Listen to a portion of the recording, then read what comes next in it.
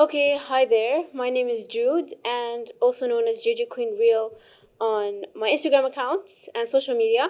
So I'm here with my friend to talk about nutrition. Go ahead and introduce yourself. Hello, my name is Zaina. I am one of her close friends. I've always admired her dedication, the way that she goes about things, and I'm also here to talk about nutrition. Yes, so we're going to talk about a bunch of different topics that's going to help teenagers and people out there just to educate about and talk about. It's going to be really nice and interesting.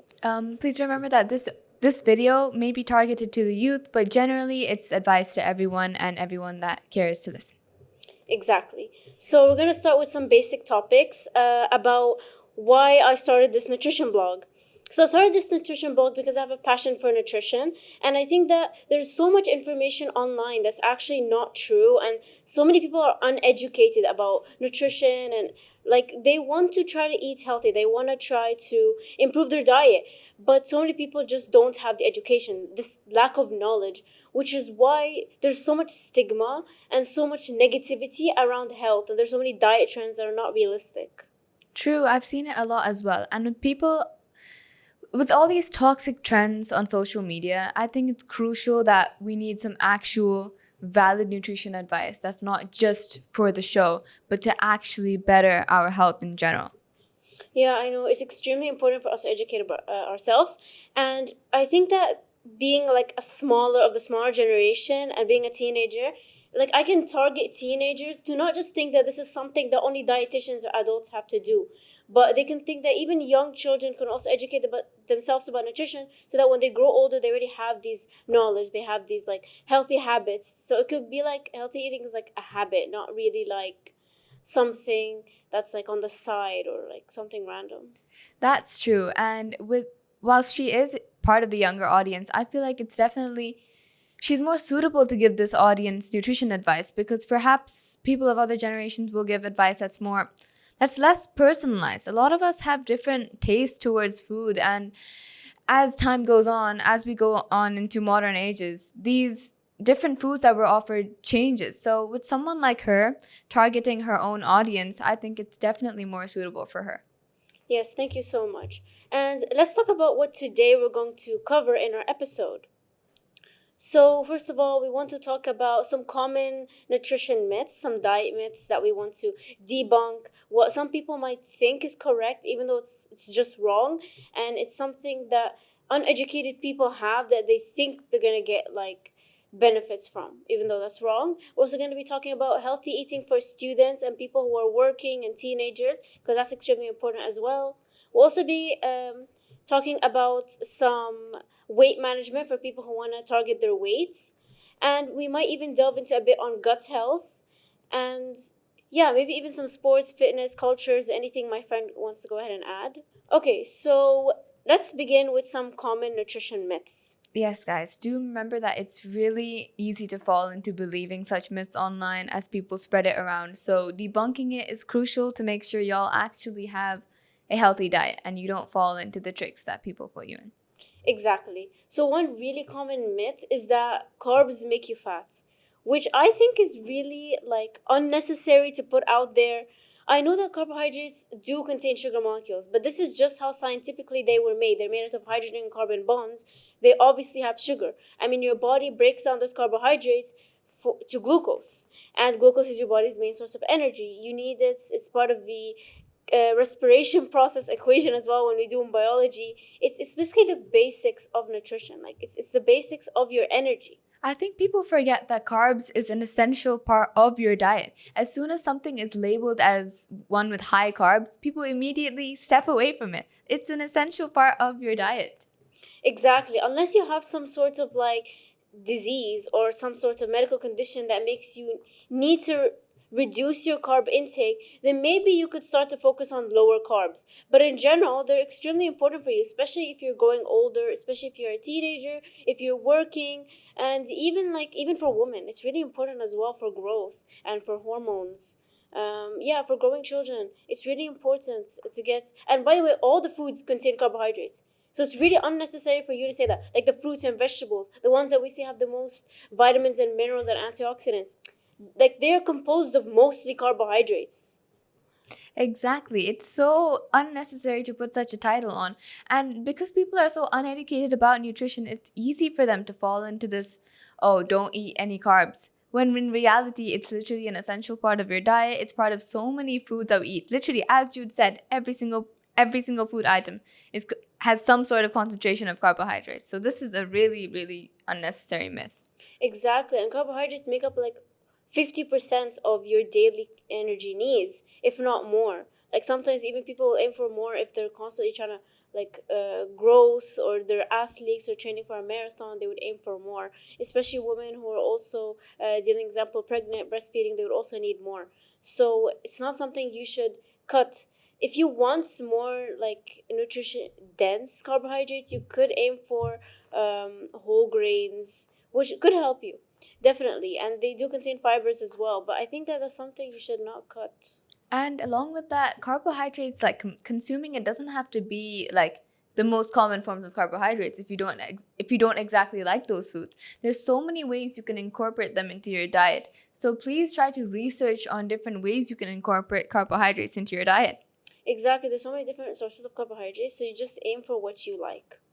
Okay, so next diet myth I want to talk about is that eating after a certain time is unhealthy. Like eating after 6 p.m., 5 p.m. is unhealthy, or you should not eat this certain food after a specific time.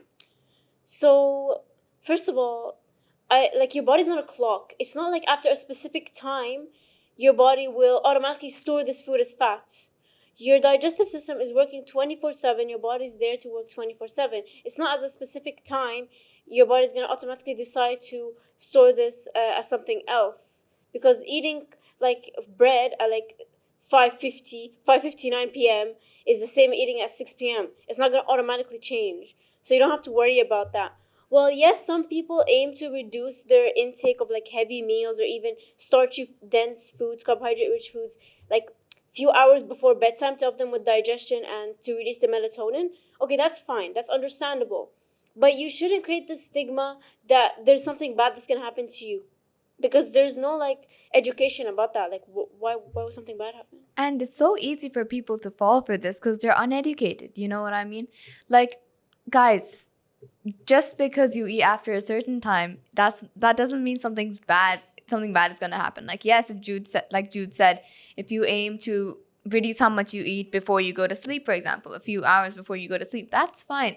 But a specific time, like if you eat it before 5:59 p.m., you're fine. But if you eat it at 6, like having a specific time is really unnecessary. Exactly. Like, of course, intermittent fasting could help you, and some people aim to eat at certain times and not at certain times. Okay, intermittent fasting does have its own benefits. I mean, in the long term, it could like damage your hormones, but if done properly and with a medical professional, they went in and helped you, then yes, it could help. So I think that links to intermittent fasting as well. But you should not force yourself to eat a specific time or not eat at a specific time, because there's no education about that. To be honest, like I feel like there's so much stigma on that. So you don't have to worry about that. Nothing bad is gonna happen after a specific time. Yes. So next, I want to go ahead and talk about is that all fats are unhealthy. Guys, this one's a little bit. Exactly. This one's very uneducated, because fats also are extremely important for your body. If you think about it, fats are your long term energy storage, which means that your body stores it for long term energy, which means when you don't have enough carbohydrates, and then your body already burnt all the proteins and all the glycogen stored in your liver, it's going to go ahead and aim for the fats. So, of course, that's how people lose fat, because they start to reduce their carbohydrate intake, their energy intake, so they start burning the fat. But I think there's so many fats that are actually good for you. There's so many healthy fats that contain all the fatty acids you need. It also contains glycerol. It's really important for you as well. Like, yes, this is the same situation with the carbohydrates myth. Fats are also an essential part of your diet. It's always seen or stigmatized, but just because something is labeled to have fats in it, that doesn't mean you shouldn't eat it. Depends on what type of fats it is. And yes, as you said, there are healthy fats. So y'all shouldn't just listen to such myths online when in reality, fats are a part of your diet and you should be consuming them. Exactly. There's also so many things that could happen if you have deficiency of fat. Like deficiency of fat could cause overall a long term weight loss, and it could cause deficiencies. I mean, there's a reason why fat is a macronutrient, because your body needs it in a large amount. It's not like vitamins or minerals. Your body does need it. It does need some source. It extremely helps you as well for digestive system, by the way. So many things that are in healthy fats also helps with your gut health. So that's extremely important as well. And also the thing is, I mean, yes, excess fat could be unhealthy, like excess saturated fat could raise your cholesterol levels, could increase your risks of heart disease. But as long as you have a balanced diet, like as long as you have a sufficient amount of protein, sufficient amount of fat, sufficient amount of carbohydrate, then you should not be worried about the excess. Like your body will use that energy. Yes. Exactly. So after, one more I want to go ahead and talk about is that, like, let's talk about the stigma around gut health. Some people make it seem so important. Like, yes, gut health is important, but some people make it feel like everything you eat needs to have probiotics and prebiotics.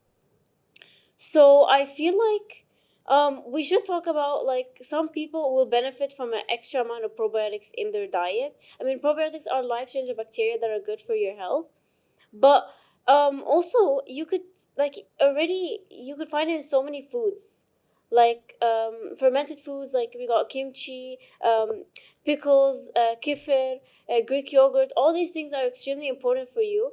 So of course it will help you with your digestive system. And also you need to have it with sufficient amount of prebiotics. Some people eat a bunch of probiotics and they don't actually understand that they need to have prebiotics to feed those life strains of bacteria to keep them alive in your gut and microbiome. I think that's really important as well.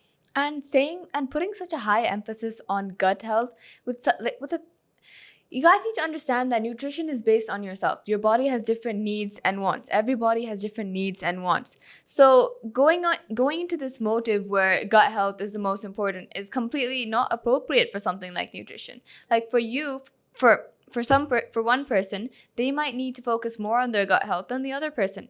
So falling into this motive where gut health should be your main focus is unnecessary. It doesn't work. It's not appropriate. And you should be looking at your own body's needs and wants.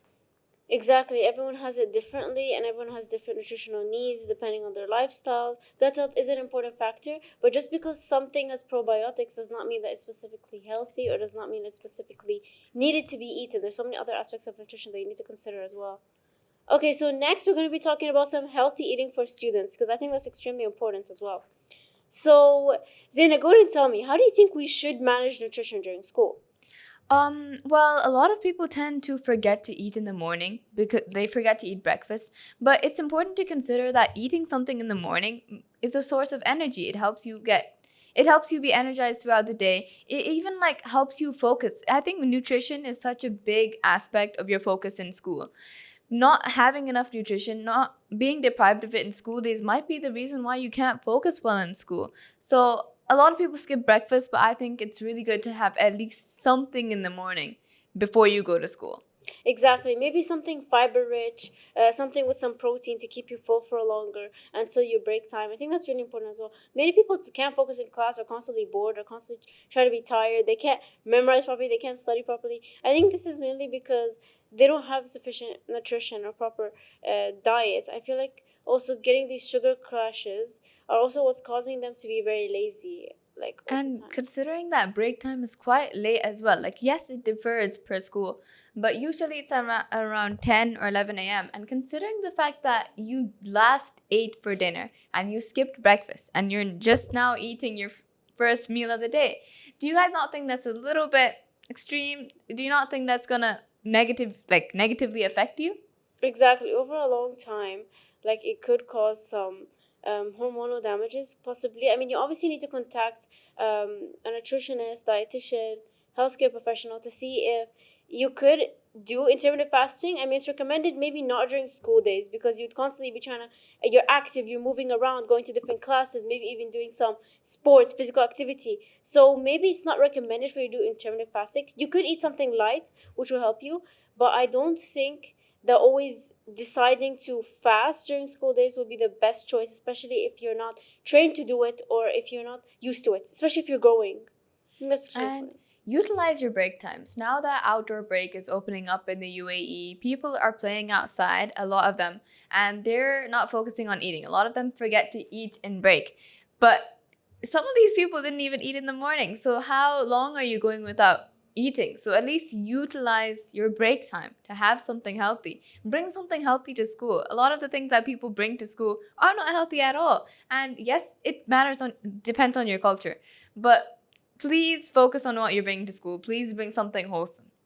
Exactly. Try to have a balanced lunchbox. So eat the foods that you love. There's nothing wrong with including foods that you like, foods that you enjoy. But try to include also high quality proteins and maybe even whole grains, some healthy fats. I think having this balanced lunchbox tells you to avoid the sugar classes during your class. Like you're gonna feel actually good. Like your mood is gonna be improved during those classes. I think that really helped me as well. Like this getting sufficient protein helps to survive the school day without feeling Mm-hmm. bored or feel like I want to sleep in class. I think that's extremely important as well. What do you think? So go ahead, Zaina, tell me, like, what are some of your favorite healthy snacks that you'd like think that's suitable for students? Okay, so this sounds a little bit cliche, but I think fruits are often underestimated because people think that people don't know a lot of fruits. Like there's more than just strawberries and bananas and apples, okay? There are a lot of different types of fruits, and I think if you don't like fruits, maybe you just haven't tried the right fruit for you because like genuinely, it's such a abundant resource you can have in your lunchbox, but other than fruits, there's also different types of healthy biscuits that you can eat. Things that digestive biscuits, for example, they are really useful. And in general, I think you should just try to have, as Jude said, a balanced lunchbox. Like maybe like try to change it for every 2 days. Try to like for Monday you're gonna have this. For Tuesday you're gonna have this, so that you can kind of feel motivated to have a balanced lunchbox. Exactly. And I think also I recommend for you to try to not peel the skin of your fruits and vegetables because the skin actually contains a lot of fiber and nutrients on there as well. Some people just peel it off. I think that also the fiber, example in apples, found mainly on the skin.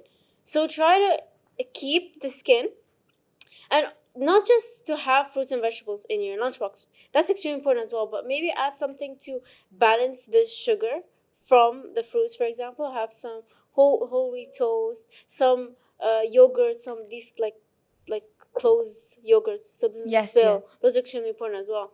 Those could be really good. Some people even have like high quality protein by having like string cheese or some beef jerky or something like that. I think that's really important as well. That's really good, a convenient way. Like I really like that. It's important. And for example, how she said with peeling fruits, you could maybe try to like pair the peel with something else so that you can consume the peel and also, enjoy it because oftentimes it's not nice eating something that you don't like, even if it is healthy, but try to make it something that you like whilst also getting the nutrients because fiber is a essential nutrient for us. Exactly. Fiber is really important for digestive health, and many people don't understand that. But it's good that fiber is found in many things, which is really good. So, example, if you don't really like the skin, on example, cucumber, you usually peel it off. You can try to have it with some hummus or some sour cream or something. That would be really good.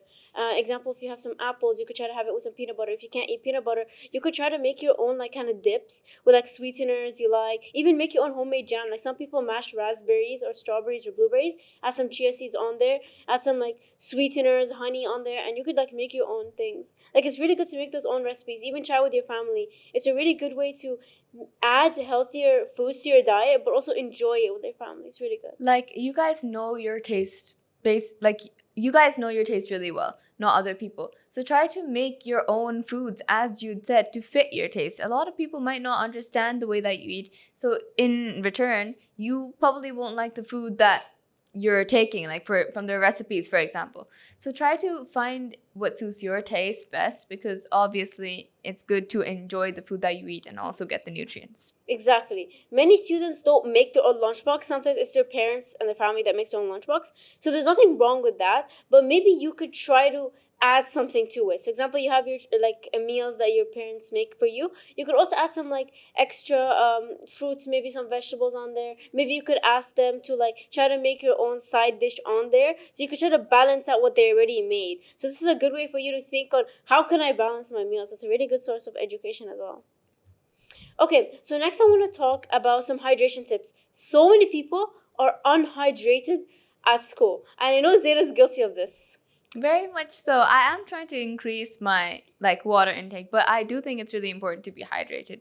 Like it could lead into to harsh consequences, like urine infection, for example, from not drinking enough water. Like it is underestimated, and apparently the daily intake for water is 2 liters, Yeah, give or around take 2 liters. around 2 liters, and in my opinion, that's a lot of water, by the way. But I think with the right measures, you should be able to take 2 liters per day. Exactly. You have to like be used to it. Try to give yourself a goal. Well, I'm gonna try to refill my water bottle at least once per day. Like try to have it. What I would do is that during class, I would like have my water bottle on the table so I consistently drink from it. Like I find it in front of me. I find it like I need to do something. You know, it's in front. So I just keep drinking from it every once in a while until I notice that it's empty. So I just keep refilling it, and I want to keep, I don't like to waste the water. I need to make sure that my water bottle is done by the end of the day, so it's not like it gets thrown out.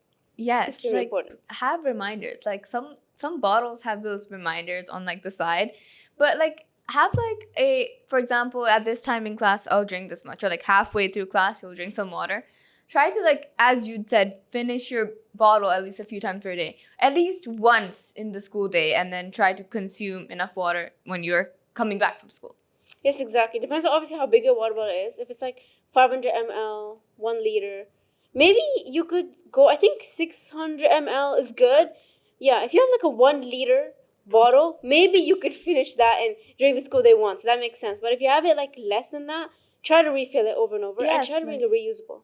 like around 1 or 2 times a day you should be able to refill an average size water bottle. And as she said, 1 liter, maybe finish that once, but even then maybe you can refill it if you're thirsty, for example. Yeah, example, when you go back home, you could refill it and finish the other liter. Because school would take up majority of your day, though, so you would probably drink a sufficient amount of water. And if you don't like the taste of water, or some people are just not used to it, they want something. You could add in some like lemon, lime. Some people have some sliced cucumbers on there. Sometimes you can even there's these like things where you could flavor your water. Like there's orange blossom, some rose water, and in some things it's very natural, but it makes you like the taste. Have you heard of air ups before? Oh yeah, I think I've heard of like Basically it has something that you like it has this thing and you smell it. Like for example, it's strawberry scented. You smell it and it makes you think that your water is flavored. I think it is a good way to make you drink your water in general. And also, as to do with the taste of water, maybe it is the material of your bottle. Like I genuinely think metal water bottles have better tasting water than plastic. It depends, but try to find like a way for you to like drinking water. Exactly, and get a reusable one. Like a plastic one, you're gonna continue throwing it, so you wouldn't refill it. Example, if you have like a 500 ml water, plastic water, you're gonna throw it off after you finish. You're not gonna refill it for the rest of the day. You have no water now, unless you want to go buy. And I don't think people just want to keep going to the cafeteria to buy some water. So get a reusable one. I mean, it's just better for the environment in general. Yes, like please invest in a water bottle. I think some people buy from the canteen every single day their water bottles, and yeah, it's not that expensive, but a long time it's kind of a waste when you can get your own water bottle. If you think about it, in the long term, you're actually wasting your money. You could Yeah, use that same water bottle at home when you go out, when you're going very much traveling. You can so. use it for so many things. You just clean it, sanitize it, and that's it. And as well as that, don't throw away your water bottles. Like try to, I guess, those recycling centers. Yeah, Please that's recycling. recycle your water bottles. Yeah, you could recycle them. I mean, if you do have a plastic water bottle, you don't have a reusable one, try to like refill it. You can still refill a plastic one. Try to refill it, and then at the end of the school day, when you go home, then you could put like your plastic water in a recycling bin. So that's okay. Okay, so next, do you think we should? I think honestly, no. I think we should educate people about meal prepping. It should be so used in school. Like we educate people on nutrition. Sometimes about a bit about macronutrients, micronutrients. We teach them about water, exercise. We do that a lot, but we don't teach them how to incorporate that in their everyday lives.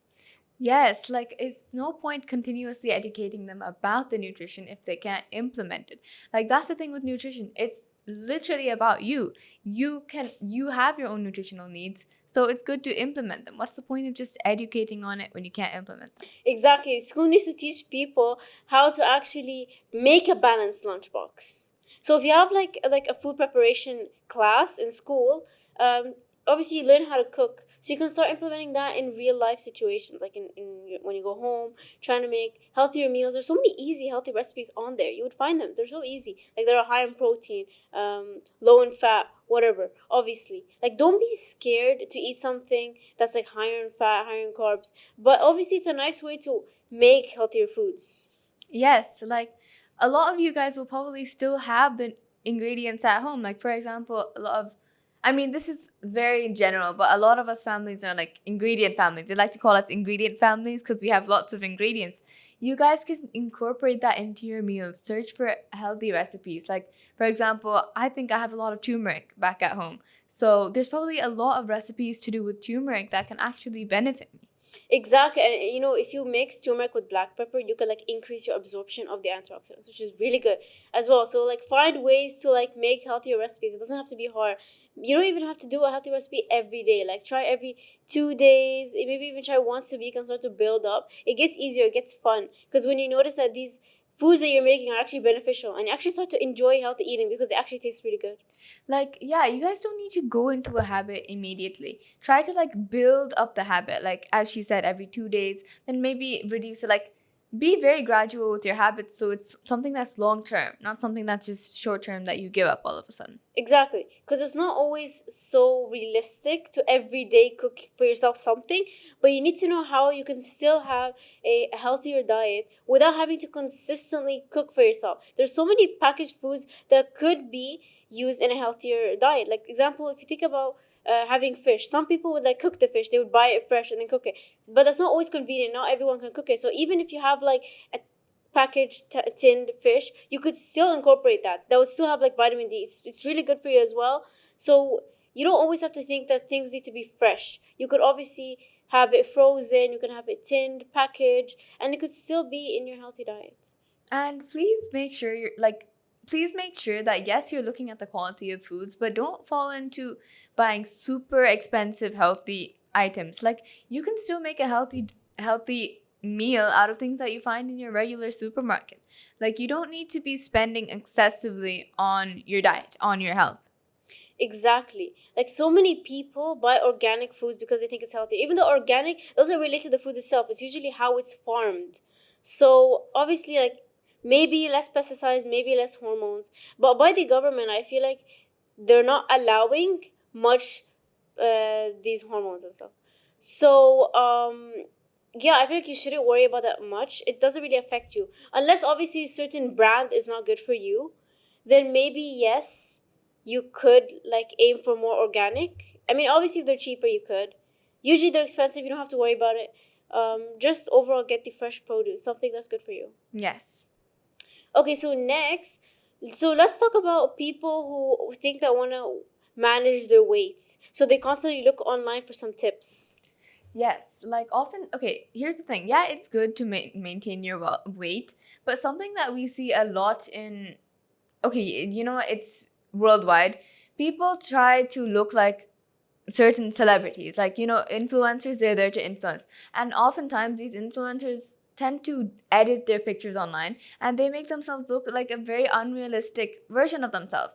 A lot of people are uneducated and they want to look like these individuals. In fact, it's often human nature that we want to look like the people we like. But this leads to unhealthy measures. This can lead to starvation. This can lead to eating disorders. It's completely unhealthy to follow through with such things. Exactly. Like if you're really into wanting to lose weight or manage your weight, you should obviously just like ask a healthcare professional. Like see something that will be benefit for you because everyone is going to be different. That person you see online is not going to need the same diet as you. Not going to need the same. Doesn't even have the same conditions as you. Like everyone is different. Their genetics, their hormones, their environment, the foods they like. There's so many things that are different and going to affect you.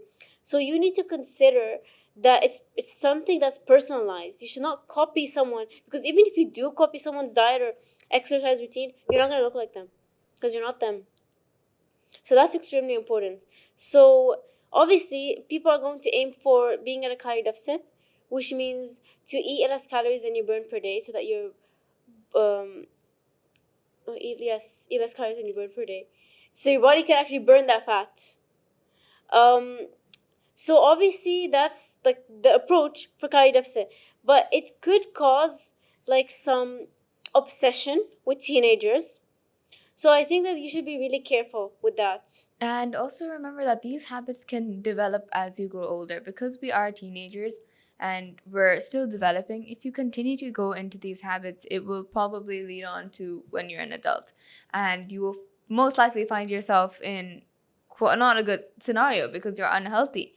And the thing with these like beauty standards is that they're often not realistic. As Jude said, no matter how hard you try to look like these people, you won't look like them because you're not them. So try to look after your own body's nutritional needs. Somebody calling you fat does not mean you're fat. Somebody calling you very skinny or skinny in general does not mean you're skinny.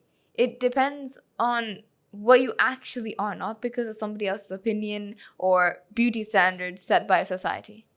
Exactly, because these opinions are also what causes people to pressurize into trying to eat healthy, and it makes healthy eating seem like a chore, something that's like something that's not fun, like unrealistic. And I feel like that's where people just don't want to eat healthy anymore because they think that it's so linked to wanting to look a certain way. It's so linked to being like a certain specific look. But I think that we should reshift our focus. We should look at it as nutrition is something that's going to help develop ourselves. It's not to go against you, but it's to work with your body. That's the only way you could eat healthier. And a lot of these people that follow these, for example, how to what I eat in a day, which we will talk about by the way in further detail. A lot of these people don't actually aim to get a better diet or a more healthy diet. They just want to look like that person. Exactly. So many what eat in days actually begin with body checking and begin with people like showing how the body looks. And I think that in a non-direct way, they're kind of saying that, oh, if you eat like me, you're going to look like me, which is absolutely not true because you're not going to. So it creates this stigma. And I really don't feel like it's something that we're built on to be very good. So I think that if you really are concerned about your diet, your weight, you should definitely consult a healthcare professional. Maybe obviously getting some nutrition tips online will help you. But if you're really serious about changing the way you look, yes, do contact someone to help you so that you don't end up being malnutritioned or get deficiencies, or it could build up to unhealthy, obsessive tracking that could develop into something worse as you grow older. So I think that, I mean, tracking calories in a way could help you. I mean, if you want to be aware of how much you're eating, you could try tracking your calories for like a few days, maybe even a week to see where you're at. But overly doing it could be obsessive. You should use calorie tracking as a tool, but not as something to overcome your life, something to make you obsessed, something like addiction. Yes, like perhaps there are certain trends. I'm not sure, but there probably are about how you need to eat a set amount of calories every single day. But once again, different people have different calorie needs. A pregnant woman has different calorie needs from a child. A child has different calorie needs from an adult. So you should literally stop trying to follow someone else's nutrition plan when you have your own needs and wants as well. Their nutrition plan might cater to their own needs, but what about your own? Exactly. And I think also we need to consider that every day you might not need the same amount of food anyway. Some days you'll be hungrier than others, depending on if you're going for a long day out, if you have like an exam, if you're staying at home. It depends. Like every day it's different. And depending on obviously if you're athletic or not, if you're going to a trip or not. So I think every day is different. So for you to say that I need this much amount per day, it's just a rough estimate because it could vary. Every day your body's going to be doing different activities. So I think that's extremely important as well. So, how do you think we could implement this safely? So start taking a look at what you eat in a day. And there is this thing that I think Jude goes by a lot, which is add, not restrict. So rather than actually suddenly cutting out things from your diet, you should be looking at things that make it more healthier. You should be adding things to your diet. Like, for example, if you regularly consume a lot of saturated fats or a lot of oily foods, like a lot of our cultures do, you should try to gradually reduce that and replace it with something that's healthier. In fact, a lot of cultural foods are actually healthy. Like, yes, a lot of them are unhealthy as well. But try to consume the healthier side if you're someone that's more inclined to that way of eating. Traditional food is something like a part of your identity, a part of your culture. You should not be ashamed for it. If you want to increase the nutritional benefit, you could try obviously baking instead of frying, or trying to incorporate a higher quality protein instead of like the lower quality ones, saturated fats. But in general, you should not be restricting something in order for you to be healthy. In order for you to be healthy, you need to start adding foods. That's basically what healthy eating is, to have a balanced diet. You don't have a balanced diet if you decide to cut off a food group, because that's not balanced. You're basically telling yourself to have a specific set of food and not allowed to have another specific set of food. Your body can obviously digest all foods as long as you're not allergic, or as long as this food is not rotten or stolen or something. Then you are allowed to have various kind of foods. So definitely have a balance. I think that's extremely what's important for teenagers. They should learn to incorporate foods they love, but also add in the foods that they need. And don't be scared to try out new foods. A lot of people are accustomed to eating the way that their culture eats, but there might be a lot of foods that you actually like. Maybe there's a lot of foods within your culture that you haven't tried by at all. So try your best to find new foods that you like, because you might find yourself a new favorite food by doing that. Exactly. And if you think about it, your traditional food comes back from like your ancestors, where they survived in the past. And in the past, obviously, it wasn't as easy as now. So obviously, these foods have their own nutritional benefit to help people in your culture survive. So I think that it brings yourself to feel like you're part of your family. It's what brings your family together, what your close friends together. I think it's something that you should be proud of, rather than something that you feel like restricts you from eating healthy. Yeah, I think that's something that's really important as well. So, what red flags do you think that we should be careful of when we see someone online saying healthy eating? If someone online consistently tries to, I guess, force a specific way of eating on you, like, oh yeah, like for example, what we were talking about a few minutes ago, eating a set number of calories every single day, or being really, really specific with the way that they talk, I think that's a red flag, because obviously something that's been repeated over and over again in this podcast is that we have different wants and needs. If someone's giving you nutrition advice and it's very specific, don't you think that's a red flag? Because your body may not cater to that specific amount of specific whatever they're saying. So someone that's doing such should definitely be avoided, because this could lead into toxic consequences, toxic eating habits. It's a very common thing to fall into. Exactly. I feel like also some people who target, example, fitness, we could talk about now fitness.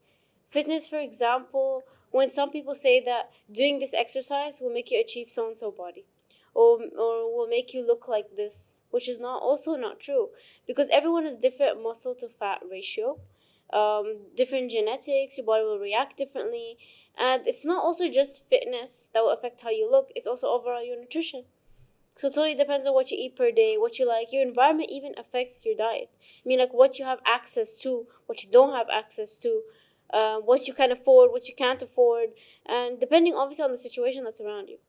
Yes, like a lot of these people, I feel like when they go with these 1 week plans, oh yeah, you're gonna look like this if you do this for 1 week, and they don't achieve their desired results, they might go into further extremes. But guys, for example, we have different metabolism rates. Like genuinely, just because you don't achieve that, or you don't look like that person, because you don't, even if you follow their healthy tips, their nutrition plans, that doesn't mean that it's a bad thing. It's just that you have different needs and wants that you should cater to.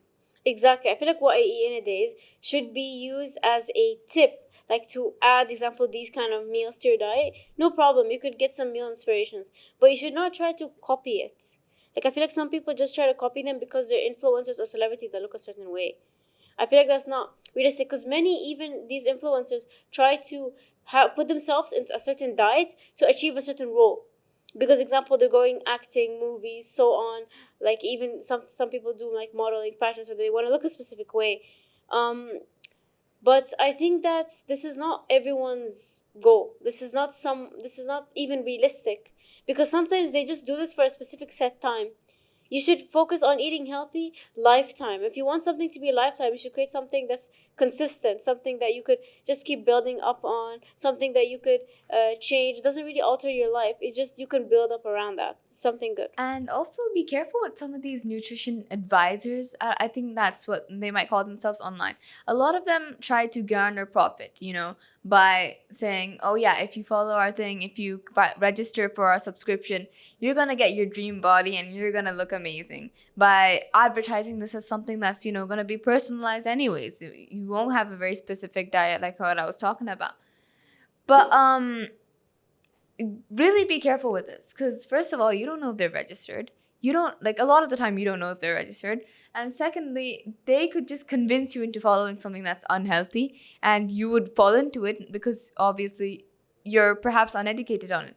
So try to educate yourself and look for red flags in these so-called nutritional advisors online.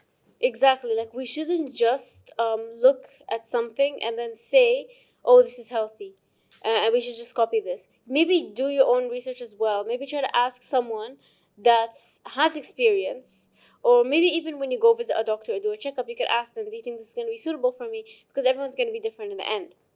So I think that's something that's really important as well. So now let's delve a bit into the world of gut health. So to you, what do you think gut health is? Honestly, I think I'll have to learn more in this podcast itself. But I think from what I know about it, it's definitely an essential part of maintaining our nutrition. Obviously, there's different ways you can maintain it. There's different things you can eat to maintain your gut health, and obviously it's like a crucial part of your digestive system, so I think I'd have to learn more from you on that in this podcast, so go ahead. Exactly, like gut health is already a subtopic in nutrition that's really big as well, and it needs a lot of education as well on it. Because if you don't educate yourself right about it, you're gonna get things wrong.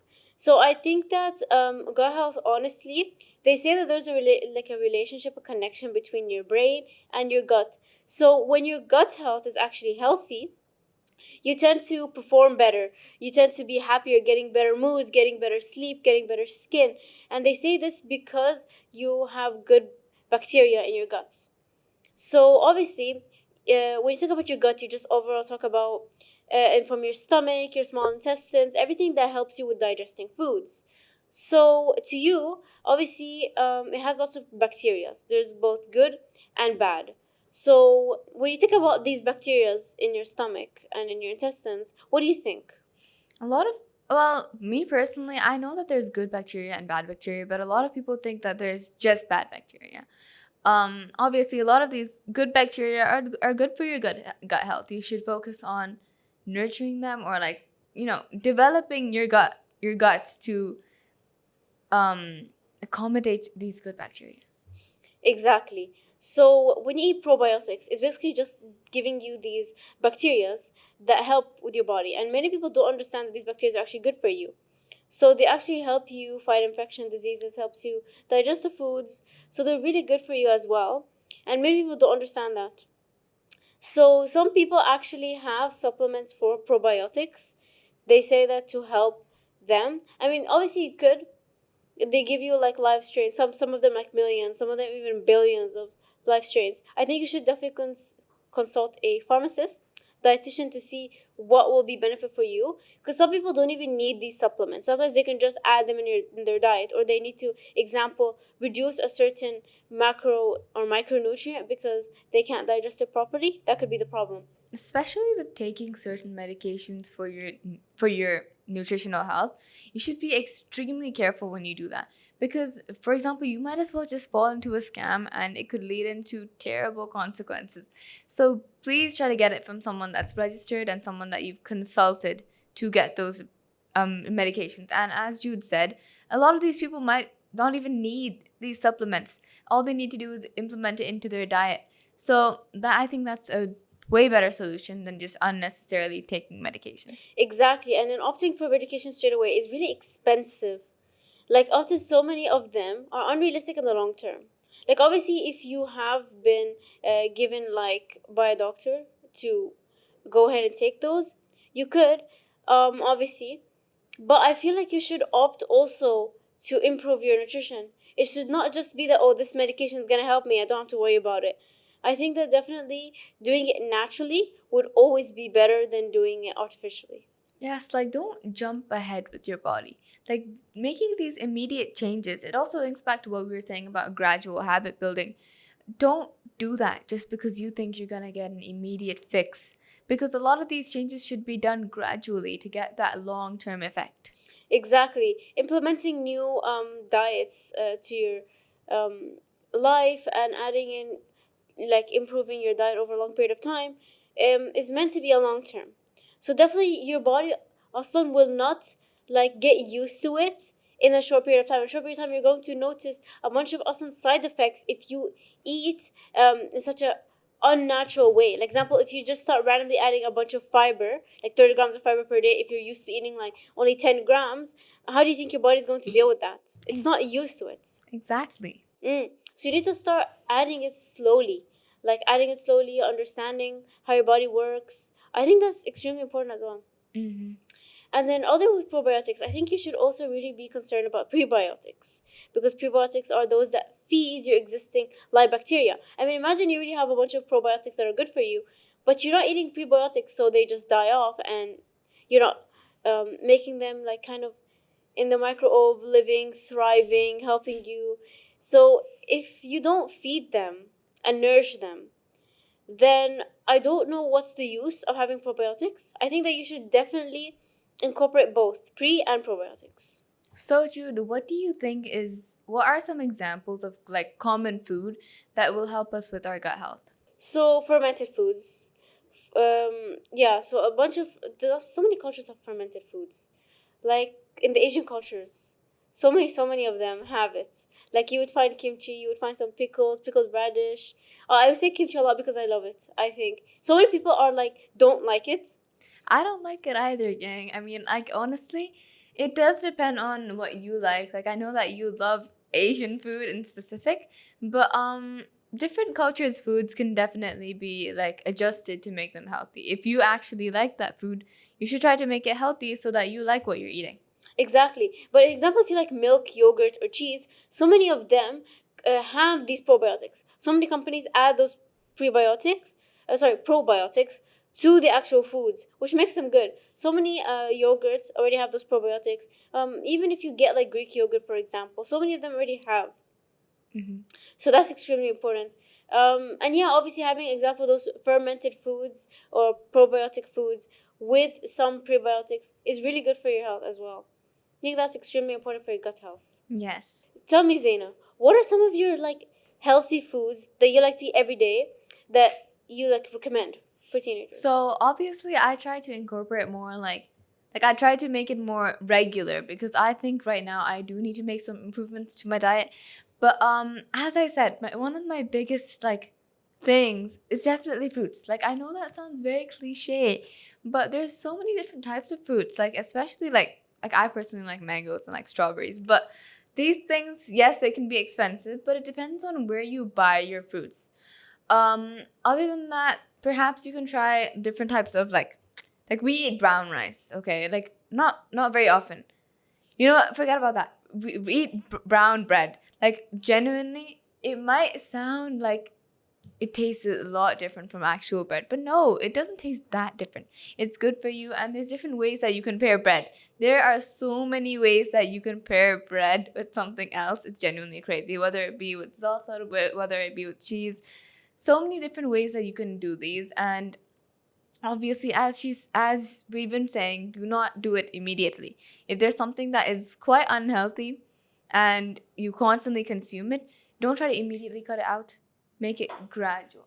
Um, I think that this conversation was extremely important for teenagers out there who want to improve their diet, and I think that they will definitely improve Yes. themselves. And I think we talked about a lot of tips that you guys can use. And there's a lot of like main messages or themes in this podcast that I think you guys should go through. Exactly. Like nutrition is like I think a science by itself. It should be something that it has so many subtopics. And You know, it's it's a so very interesting. it's a very personal thing to study. It's a very personal field of study. Everyone has their own needs, everyone has their thing with nutrition. I think that's extremely important. And also, nutrition links with so many things. It links with your psychological health, it links with your fitness, it links even with medicine and healthcare. Also, links with people who focus on they like to do social relations, Mm-hmm. like public relations.